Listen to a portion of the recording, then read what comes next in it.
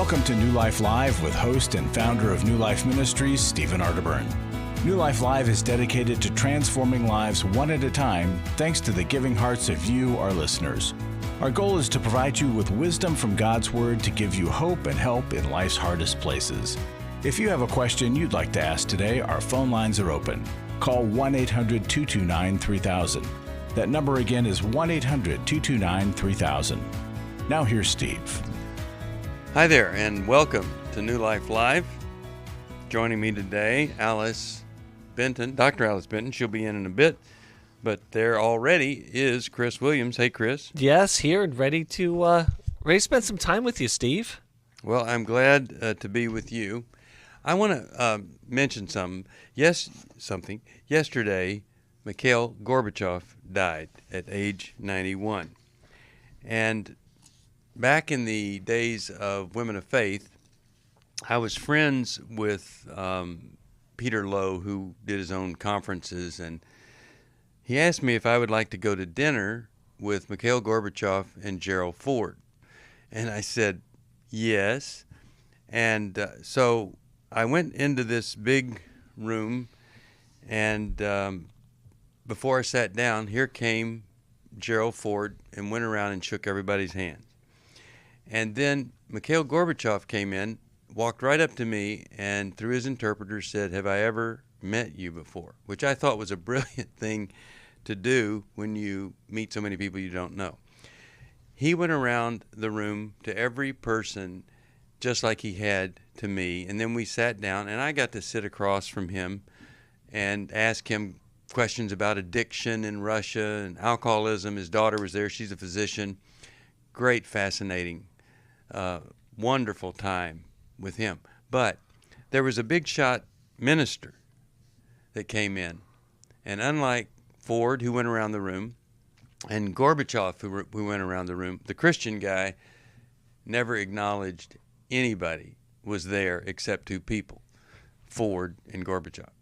And I just thought, isn't that typical and sad that these guys that don't represent Jesus, they're the ones that make people feel the way Jesus would make people feel. I was able to, just ask him what it was like to be the person that would kind of dismantle the system that had caused his success and he'd been brought up with, and he said it was just what he felt he was called to do. He felt a calling to do the right thing, which I thought was fascinating. Also, he told a story of how whenever he was rising to fame and fortune or whatever in the party, he would always make sure he had a clean white shirt and a clean suit. And he would, whenever he went home, he would wash that suit, dry it out, and he would wash that white shirt. When I told that story to Lucy Swindoll, she said, "I wonder what that suit was made out of." Anyway, it was such a privilege, and of course he's really criticized today in Russia, but I really think he was a great man, and it was a great privilege just to get to meet him. And I hope and pray that all of us would have the courage to do whatever needs to be done, even when it's not popular, especially when it's not popular. And Steve, it's just another profound reminder to me that God doesn't need our permission or approval to move and act and execute his will wherever he needs to do it. No. And so it often comes in these surprising places through surprising people, but hopefully it reminds us to keep our eyes wide open for God's goodness in the world. Amen. If you want to join us, 1-800-229-3000. 1-800-229-3000. We're going to be here for 2 hours. And second hour, we're going to be talking with Kirk Cameron. Brand new movie out. We're going to talk with him a little bit about that. Life Mark is the name of it. I cried after 15 minutes. We'll be back. it had become very apparent that some of the things I was involved with were taking over my life. In today's world, men are barraged with inappropriate content and images all day, every day. Some say that certain behaviors are just no big deal. It's just part of being a guy. But it's simply not true. It's a battleground for every man, and the opportunities to fail are everywhere. New Life's Every Man's Battle Workshop can help. After 7 years, he just one weekend, a completely changed man. For over 20 years, New Life Ministries has been helping men regain their integrity and purity through their one-of-a-kind Every Man's Battle Workshop. He said, I think this is something that every man should go to. Married, dating, it was definitely life-changing. Battle Workshop is coming to Dallas September 9th to the 11th. Don't wait for him to call. To find out more, call 1-800-NEW-LIFE or go to newlife.com. I just can't say enough of what New Life has done for our marriage. 1-800-NEW-LIFE.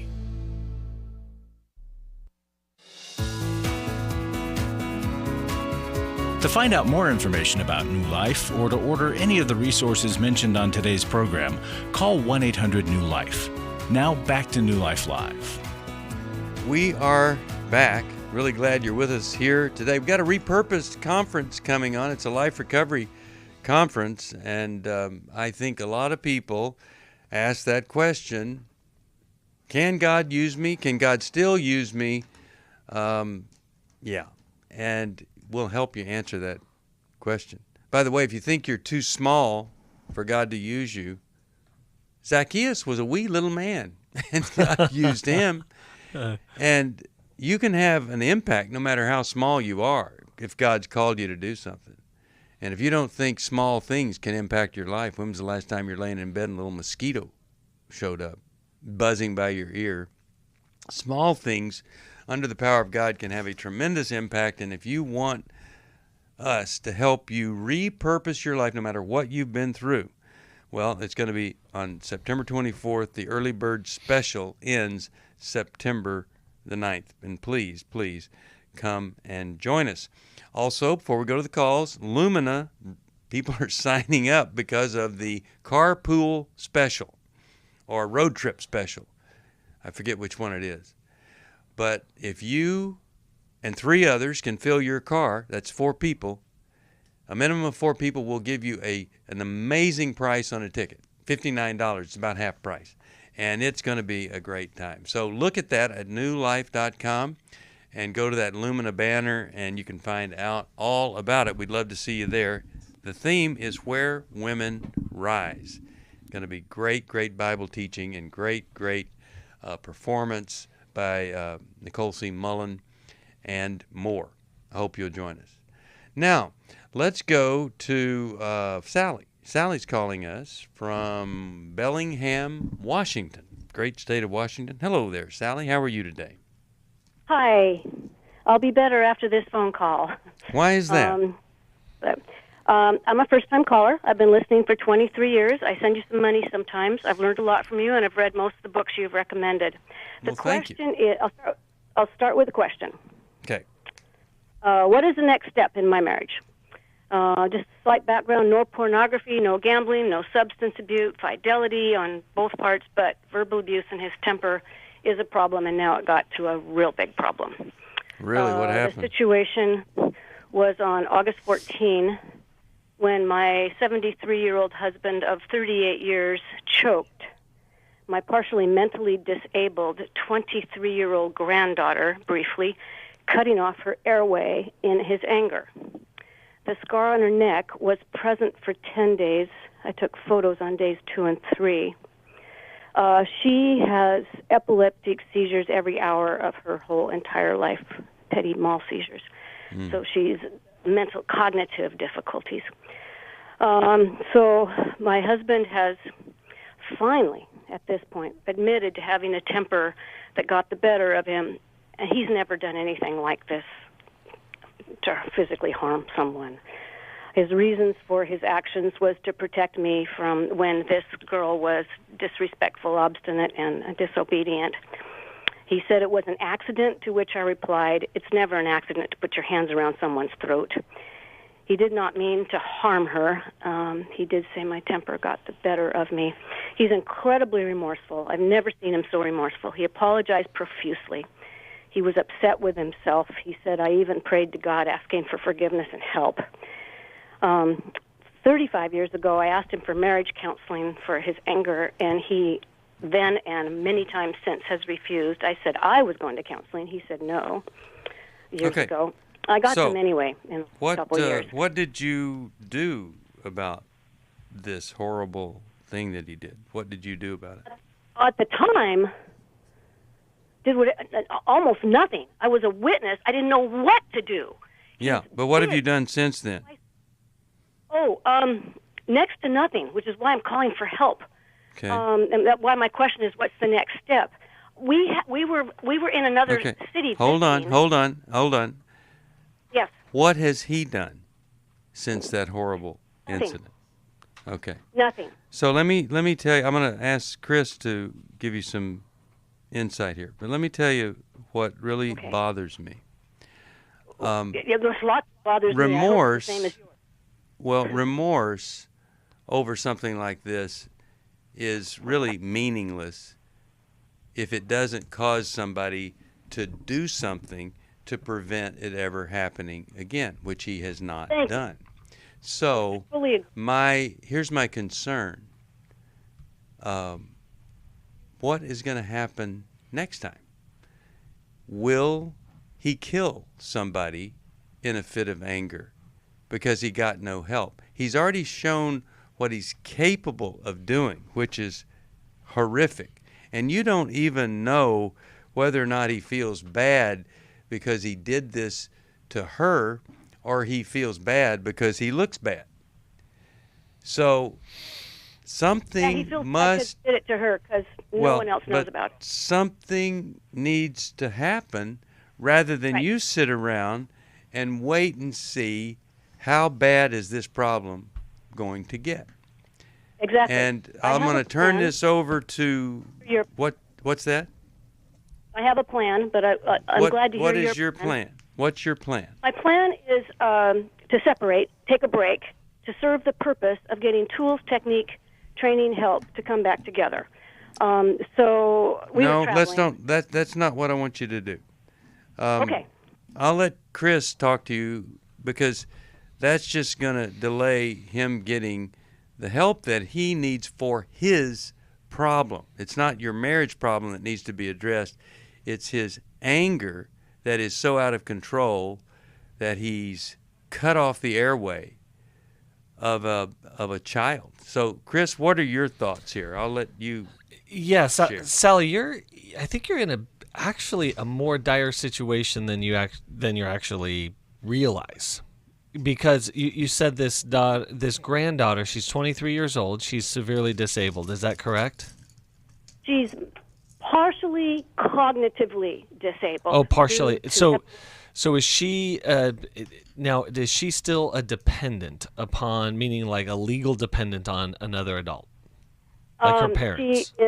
She lives in another state. She was on vacation. We brought her home. She's not around now. She she's on disability in her home state. Okay, so because what he has done is actually illegal, right? He has committed an assault, right? So assault. Yes, absolutely. So this is a primary safety issue in which he really does need to feel the full weight of the consequences. Yes. How do I get him to feel the full weight? Is my leaving with some demands before I come back? Nope. It's letting him know that you are a witness to a crime. Okay. Right?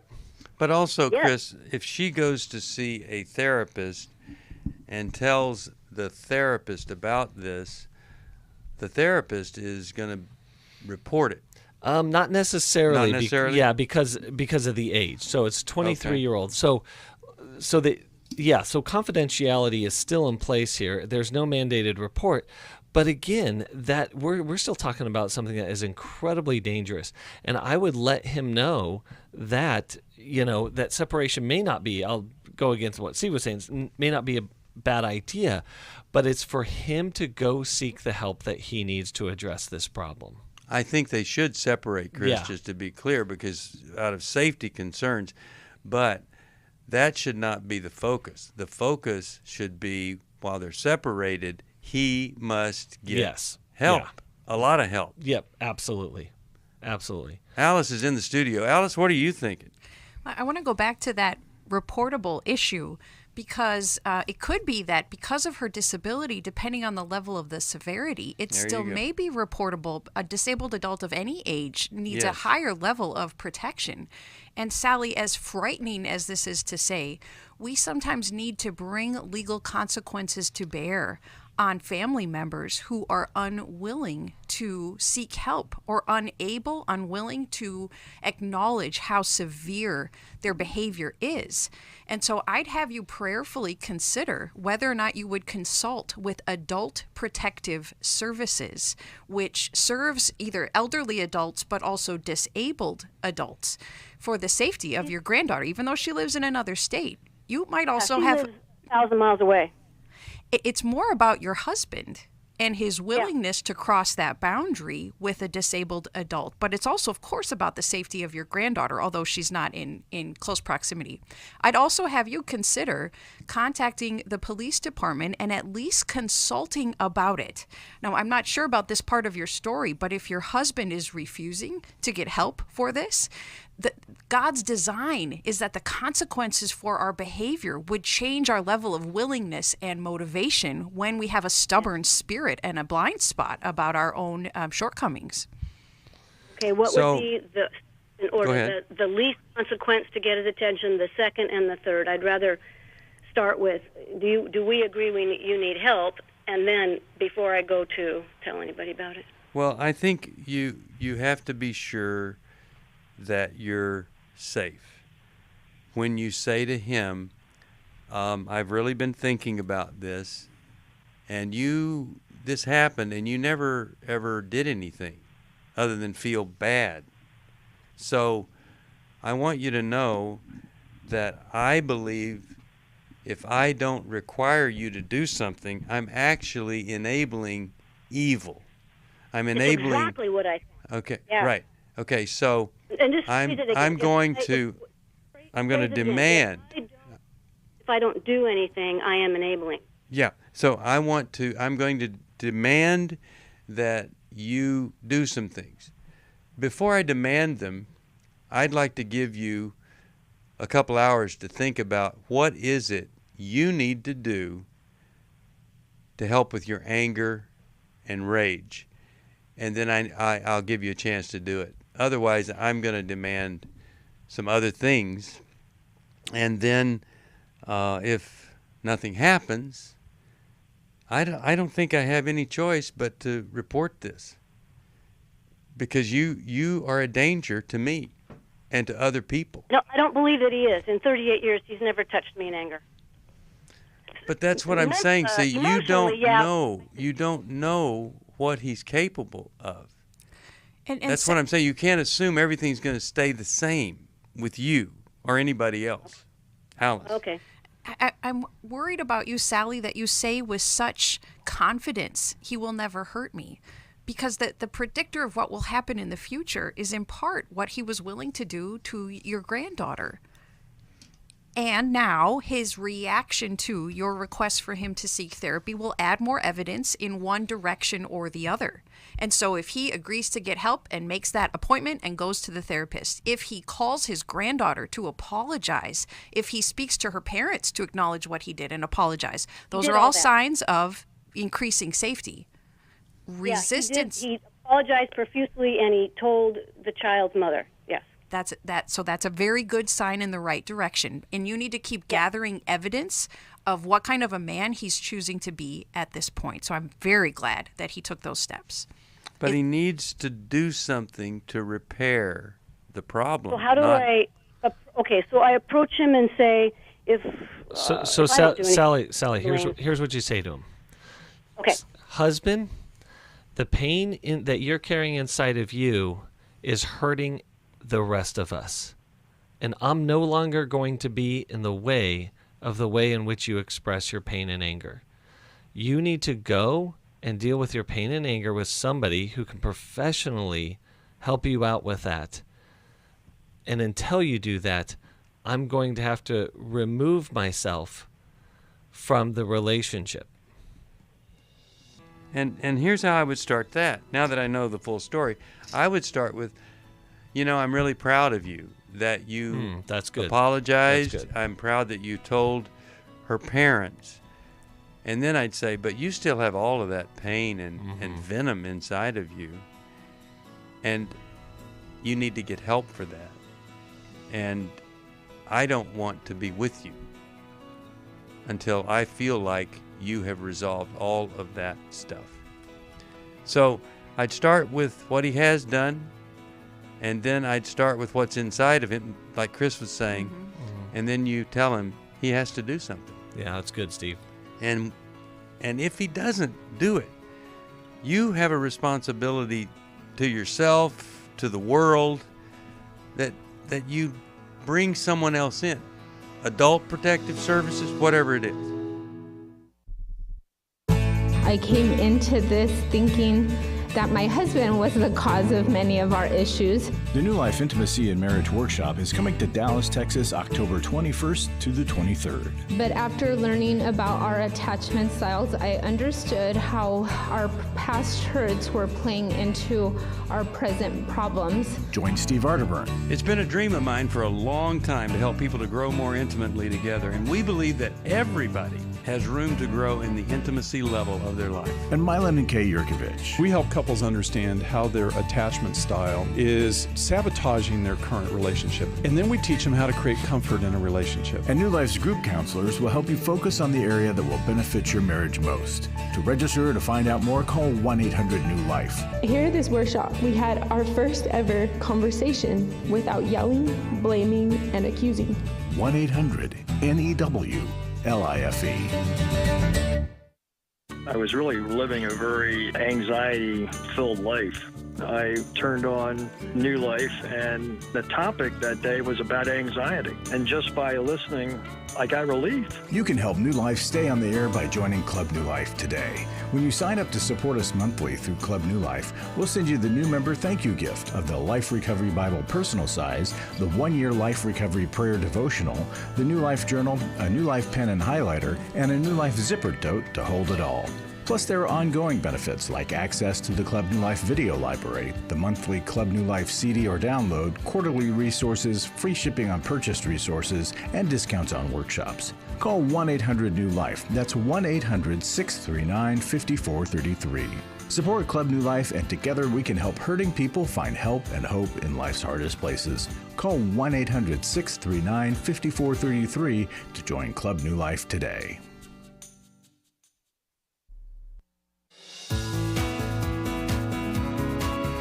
We'd love to hear from you. If you have a question or a comment, call toll-free 1-800-229-3000. Now back to New Life Live.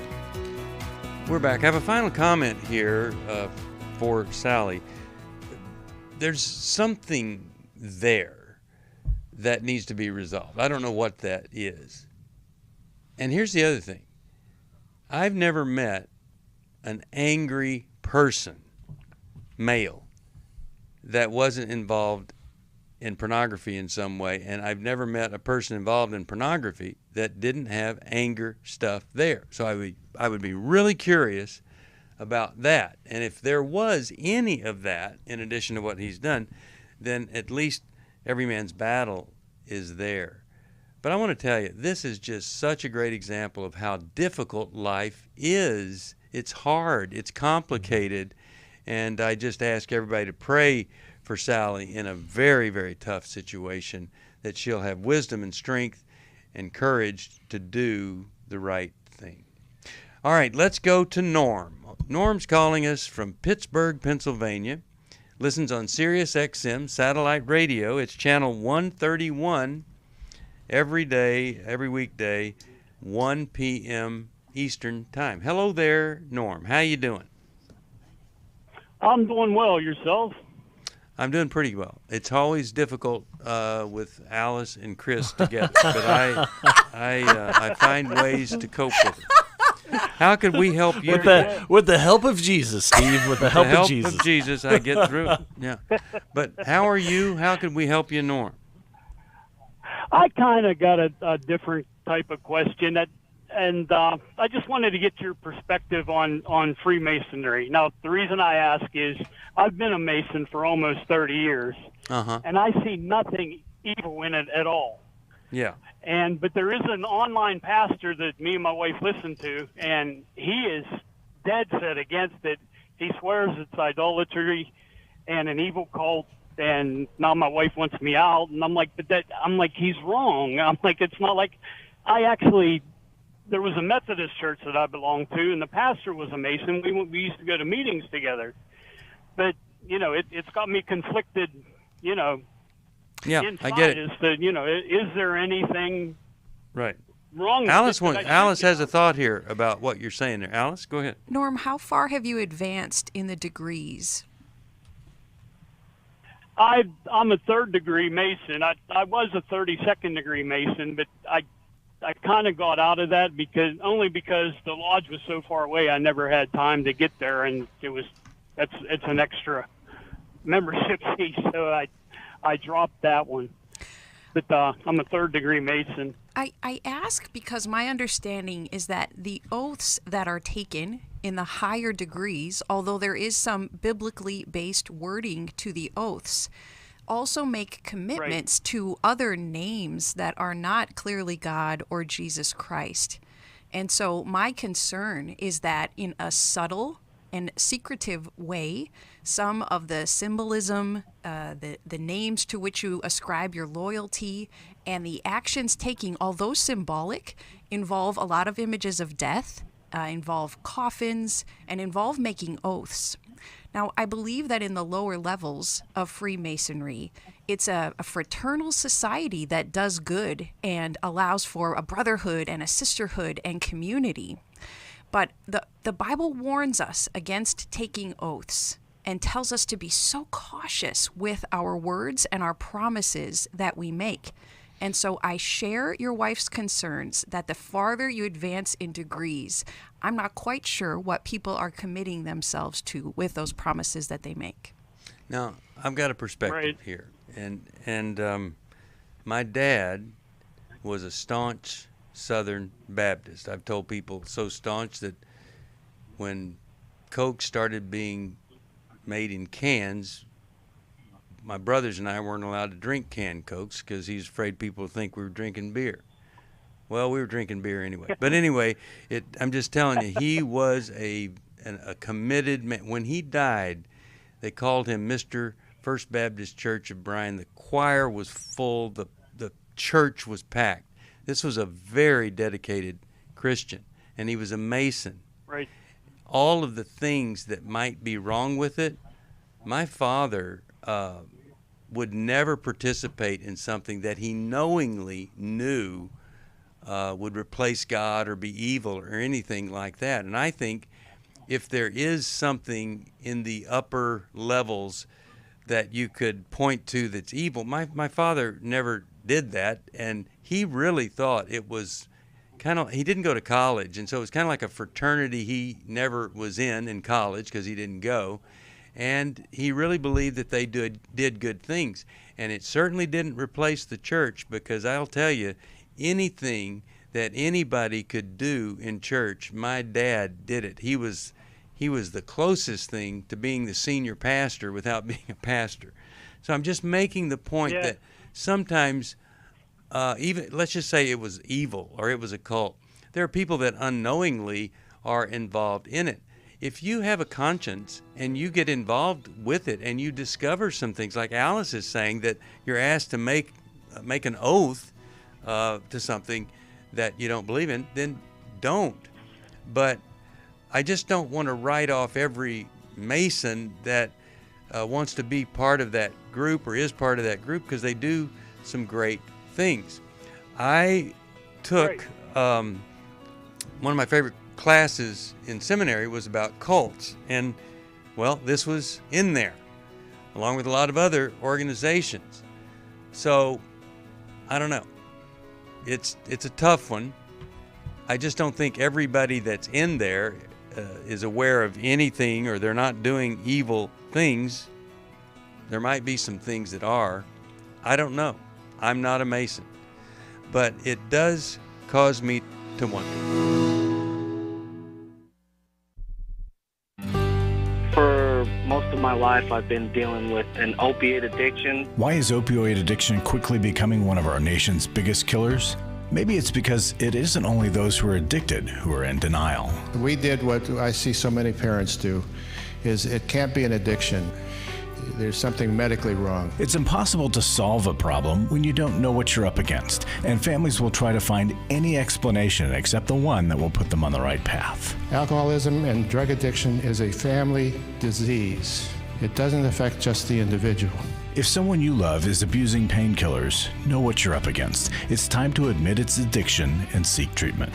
Call us today at 1-800-NEW-LIFE. We have partner treatment centers around the country. Call 1-800-639-5433 or visit us online at newlife.com. We just made a decision. We will do whatever it takes. 1-800-NEW-LIFE. Hi, this is Steve Arterburn, and for 30 years, New Life has been the most trusted name in Christian counseling. I'm an addict, and I'm trying to get God in my life again. You seem to be able to get to the crux of a problem quickly. Our Christ-centered treatment programs can help you break free to embrace all that God has for you and your family. I just want to thank you guys for bringing me to a relationship with Jesus. There really is help for marital problems, depression, addictions, panic attacks, and feelings of hopelessness. I came back with so many tools to help me prepare myself to fight this struggle and this battle that I have every day. You can start living again today, living the life God intended for you. Help is available at 1-800-NEW-LIFE. They did care, and they did follow up very lovingly, and it made all the difference in my life. Call us at 1-800-NEW-LIFE. Someone who cares is waiting at the other end of the phone. God can open the door to a better tomorrow right now. Just call us at 1-800-NEW-LIFE. 1-800-639-5433.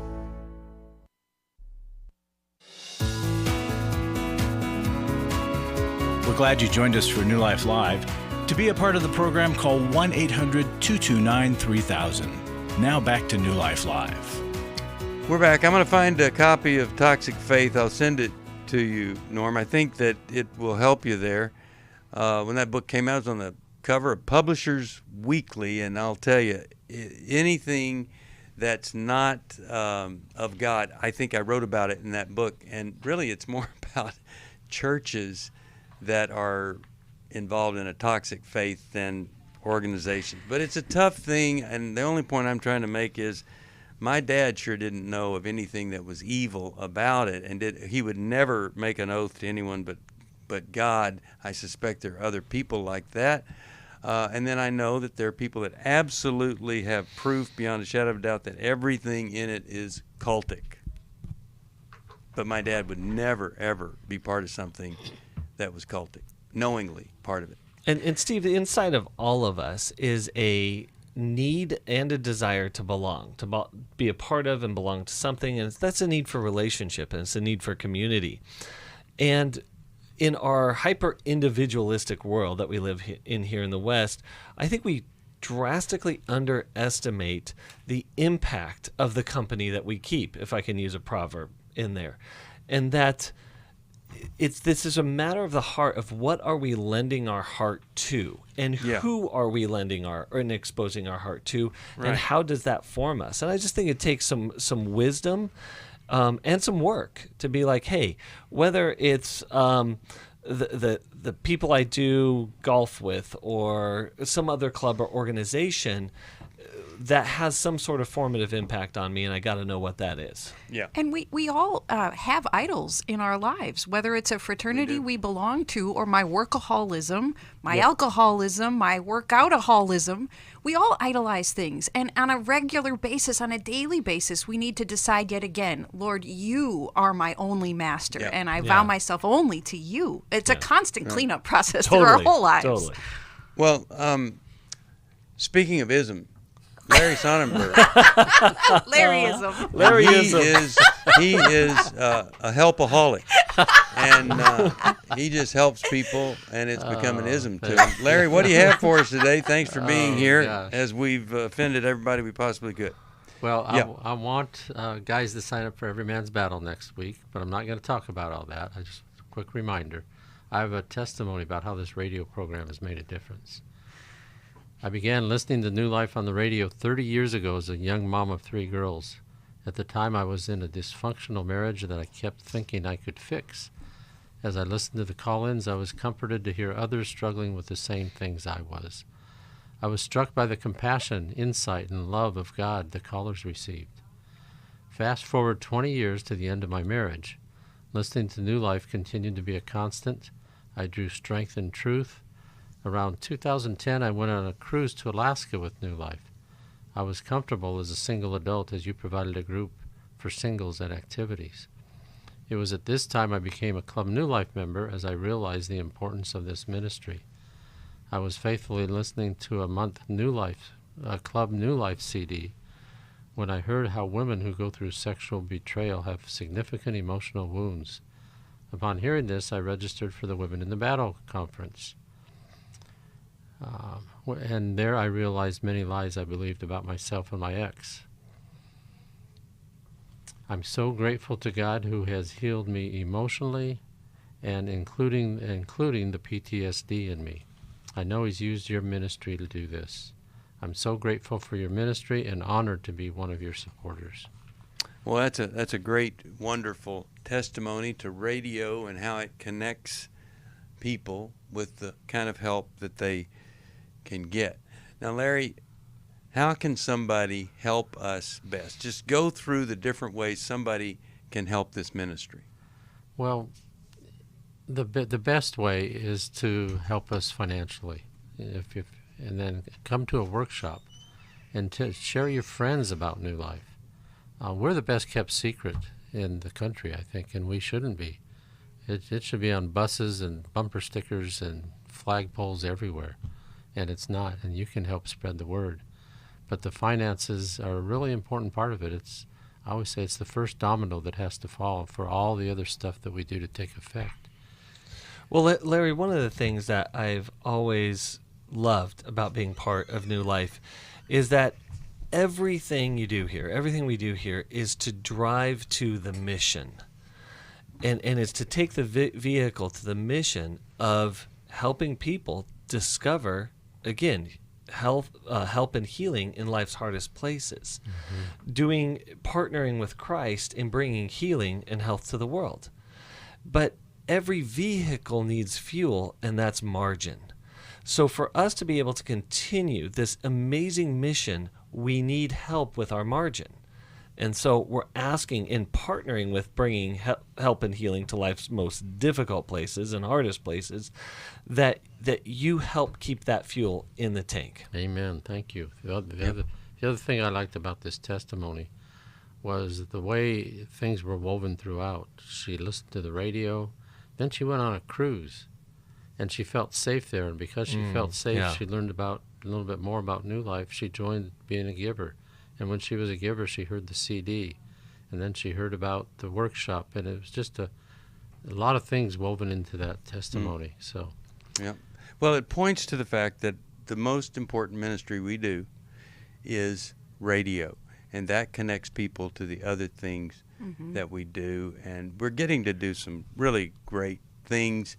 And please, if you want to be part of the great things, support us. Help us at 1-800-NEW-LIFE. Anything else, Larry? Yeah, one last thought. Yesterday, you introduced Dave Thornton and Wayne Olson to the audience. Yeah. And we spent the day talking on Zoom, having lunch, dinner with different donors.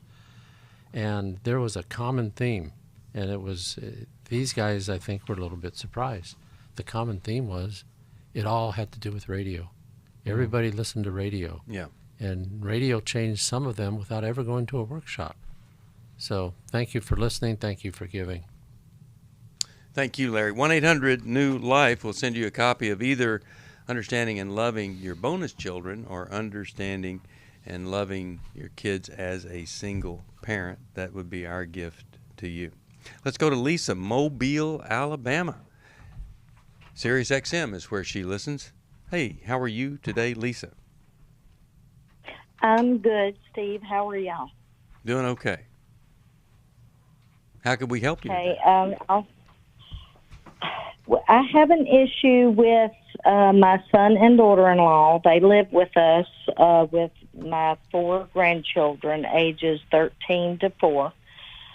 And they're neglectful of the children, as in they don't go to school. They don't give them regular baths. One of my granddaughters needs to see a dentist. I've mentioned it several times, even mentioned taking her myself. You know, of course, I would have to have their permission, but I don't seem to get anywhere. My daughter-in-law seems to be the block, and I've tried to speak with my son, but he just seems to defend her. Okay. Now, what's the question for us? How do I talk to them? How do I, in a loving way? There has been trauma with my daughter-in-law and all that. We're the only family she has. Yeah. I want to do it in a loving way, but it has gone on for too long, and something needs to be done. Now, haven't you already done it tried it in a loving way, or not? Not just straight out. I've basically just kind of hinted around or said things like, "Oh, you need to get a bath," you know. And other than just taking it upon myself, I work like 12 to 14 hours a day, so I'm not there to take it up. All right, so let me ask also, Alice. Alice has a comment here that she wants to make about this. Lisa, a couple other questions to better understand this. Do the children attend homeschool? Well, that's what is said. You doubt but it. They don't. There's no schedule. And how long have they all night? How long have they not attended school? Since right before COVID. Okay, and is there substance use going on and or high levels of fear about illness and contagion and the kids' safety at outside schools? I believe there's some marijuana use. And is there reasoning for not sending their kids to a school outside the home because they're afraid for the children's safety? It's mostly things that are being taught in school now is the excuse that's given. The mom doesn't have a schedule. She's up all night. The kids are up all night with her, and they sleep all day. And I think that's part of it. I got to go to a break. Interfere with her. Yeah, I got to go to a break. We'll give you some help. I'm so glad you called about this. Hi, Steve Arterburn here. The thing that we've been doing here for over 3 decades is trying to help people see there is a better way. And I don't know of anybody that doesn't have something that they couldn't be working on. The Repurposed Life online conference is Saturday, September 24th. The topics addressed are for anyone who wants to move from the pain and struggles of the past towards a healthy, happier future. Steve and Misty Arterburn, Chris Williams, and Becky Brown will cover topics like how to move from past hurts and trauma, building your community, codependency, failure and recovery, recovery from the pandemic, and much more. The Repurpose Conference is something I'm really excited for because it really is addressing the life recovery process. But again, we all need recovery. To register or to find out more about the Repurposed Life online conference, call 1-800-639-5433 or liferecoverygroups.com. Chris Williams on coaching. Oftentimes I get asked, what is the difference between therapy and coaching? The biggest difference between the two is that a therapist is going to be looking for a diagnosable mental health condition, whereas a coach is going to look at a particular issue and help a person work through that. If you need a coach, call New Life today and ask about the New Life Coaching Network. Our coaches have been trained and screened with the same intensive process we use for our network counselors. If you're looking at an issue in your life that you just kind of want to change, whether it be your weight or leadership or other areas of behavioral patterns, check out coaching. There can be some really, really helpful things for you. Take control of your life and take action to achieve your goals. Call 1-800-NEW-LIFE. That's 1-800-639-5433 and talk to us about getting a new life coach. 1-800-NEW-LIFE.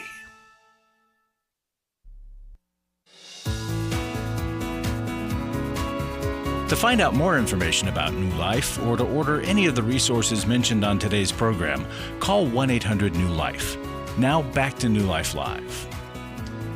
We're back. Many of you heard Chris Williams there talking about coaching. We do have a coaching network and a counseling network. And, well, I don't know if anybody knows more about it than Chris. He's been in coaching for a long, long time. And, of course, he's done well while he's been coached.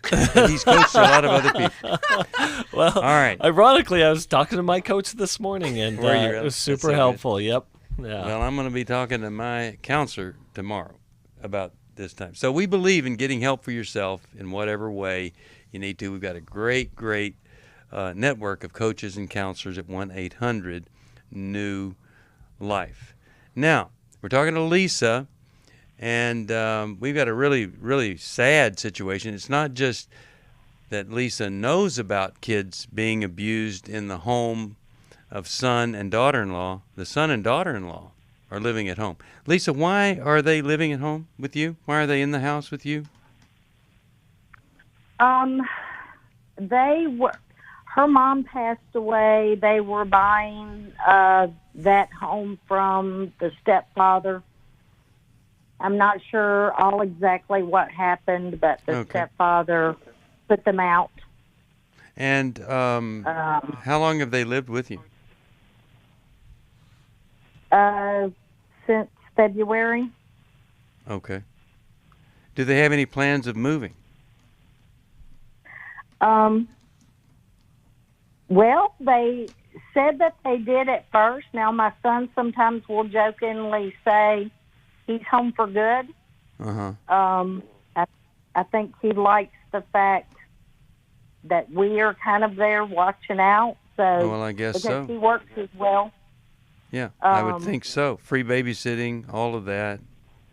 Right. Let's go to Alice first. I want Alice to weigh in on this because there are all sorts of problems here that we see. We want to help you do the right thing here, and which is never the easy thing, is what I've found. But Alice, what are you thinking? Lisa, we certainly share your concerns about your grandchildren, and actually there are quite a few red flags that are waving for us. This is sounding like a situation of neglect.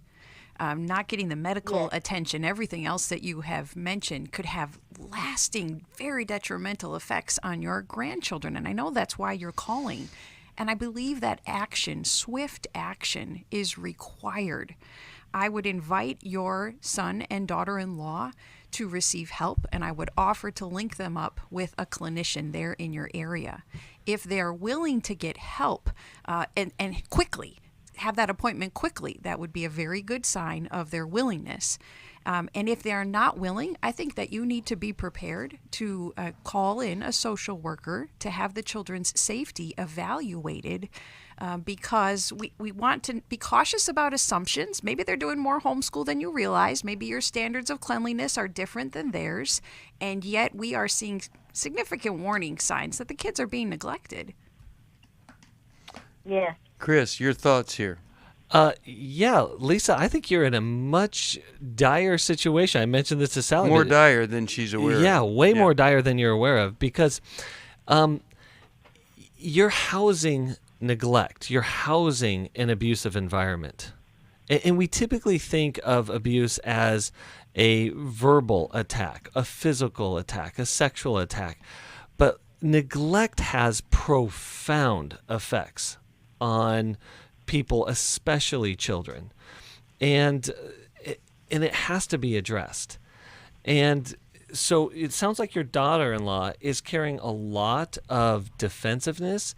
my guess, you said that she has a traumatic background that's driven by shame. She needs tremendous help. But like we mentioned with Sally and her husband, what is ever happening in your daughter's life on the insides of her that is hurting the children around her. And therefore, Lisa, it actually puts you in a compromised position because you're housing this neglect. It's happening under your roof. And that has been my fear as far, because I have thought about contacting social services. Yes. My fear is they would take the children and put them in foster care. That's a real, and I know that's heartbreaking, and that is terrifying. But Lisa, that's why what Steve is saying is you've got to take action now. And the longer you wait, Lisa, the more likely it is that you and your husband might be deemed incapable of caring for the kids as well. The best chance of not having the kids removed from your care is to be the one to cooperate with Child Protective Services, to be proactive. And Child Protective Services always prefers a healthy, stable family member rather than a stranger in the foster care system, if someone is there, willing, and capable. So I think it comes down to this, where you say to son and daughter-in-law, I need you to let me talk to you without interrupting for a few minutes here. I've hinted at certain things, and there's been no response. I'm really concerned about the children. If they try to interrupt, you say, no, I want you to listen to me. I give you a place to stay. You can listen. These children are being neglected. It's not healthy. And I would like to help you develop a plan to where it's all different, like starting now. But if you're unwilling to do that, I'm going to have to ask for some help to make it good and well for these children. I can't have this happening and then know about it and enabling it. And so let's try to develop a plan here. These kids have to be homeschooled. They have to take a bath or shower every night. They have to have a bedtime. We need to bring order to the chaos that they're experiencing. If you don't know how to bring order to their chaos, I'm going to get some additional help to make that happen. Now, you give them a chance to respond to that, and then if they don't, you really do have to call and get some social work help here. And Alice said it. I mean, they'll cooperate with you. They will. And they appreciate you doing something about something that's not right. They want the family.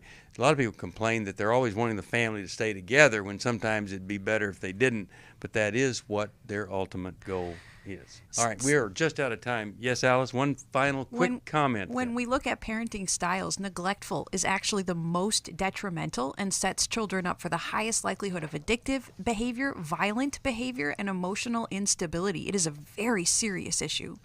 Yep. All right. Let me give you a little scripture here. Ecclesiastes 3:1 says, for everything there is a season and a time for every purpose under heaven. And sometimes it's a time to observe, and other times it's a time to act. And in this situation, I think it's time to act. I will remind you that on Friday, the Lumina Car Tour, Carpool, Road Trip Special, 4 tickets, $59 each for an amazing day at Museum of the Bible with some great speakers. Don't forget that. Don't forget, one of the most powerful things we do is just coming up here, September the 9th, Every Man's Battle in Dallas, Texas. Now, just like you don't want a grandmother allowing children to be abused, I don't want a wife to just look the other way when a husband is involved in something like pornography, affairs, and things. You call. 75% of the calls are from women first. Intimacy and Marriage is in Dallas, October the 21st and September 24th, Repurposed Life. Join us, 1-800-229-3000. Thanks for listening. We hope this program has helped you by giving you insights for handling the challenges you face in your life. We want you to know that we're here for you, but you also need to know that New Life Live is a listener-supported ministry. To make your donation or to get any of the resources mentioned on today's program, call 1-800-NEW-LIFE. That's 1-800-639-5433, or write to us at New Life Ministries, P.O. Box 1029, Lake Forest, California, 92609. Please join us again tomorrow for New Life Live. Hi, thank you for watching New Life Live. You know, New Life Live is a Christian counseling program where we deal with the hard questions about life, relationships, kids, free choice, freedom of will, whatever. It's all right there on New Life Live every day, every weekday, 1 p.m. Eastern, 10 a.m. Pacific. If you want to call into the live broadcast, you can find the schedule on newlife.com or click the social media link right below. You can see every episode of New Life Live on the New Life YouTube channel. Watch it with a friend, watch it later. Be sure to subscribe and hit that bell so you'll never miss another episode. So if you want to listen on the go, download the app. The link is right below. And I hope if you need some information, if you want to get some help, you'll call us at 1-800-NEW-LIFE. And I'll see you next time.